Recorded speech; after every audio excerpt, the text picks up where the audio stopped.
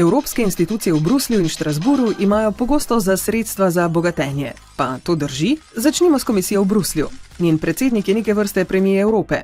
Dobiva mesečno plačo v višini 26.800 evrov. To pomeni, da je najbolje plačani politični voditelj v Evropi. To je več, kot dobi nemška kanclerka. In hkrati 10-krat več, kot prejme slovaški premijer.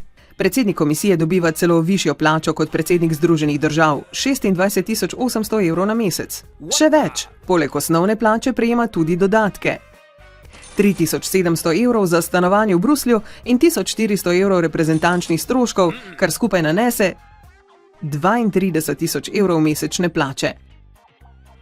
Vendar pa letni proračun Bele hiše znaša 260 milijonov evrov. Vsaka ura letenja predsedniškega letala stane 166.000 evrov. V to pa sploh še niso všteti vsi stroški povezani s potovanji ameriškega predsednika. V primerjavi z njim pa ima predsednik komisije malo prtljage. Na obiske v 28 držav članic potuje s komercialnimi poleti. Na nekatera srečanja odleti skupaj z drugimi premierji, če se njihovi urniki ujemajo. Dobra novica je, da nas voditelj Evropskega izvršilnega organa ne stane preveč, vendar pa ima Evropa dva predsednika. Poleg predsednika komisije imamo še predsednika Evropskega sveta, ki vodi sestanke voditeljev držav. Prejema popolnoma enako plačo, torej sta predsednika dva za ceno dveh. Vrnimo se v Štrasburg, kjer je sedež Evropskega parlamenta.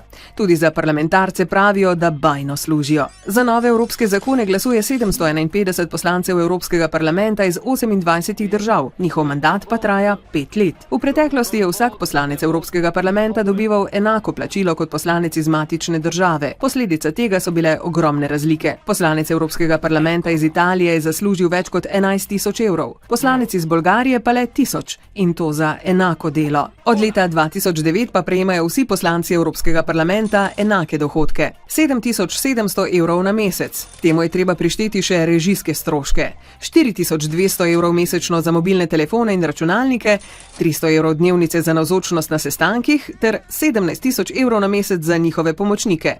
Mesečni proračun za enega poslanca skupno znaša 32.000 evrov. To je še vedno mnogo manj od mesečnega stroška za člana Senata Združenih držav Amerike s povprečno 34 sodelavci.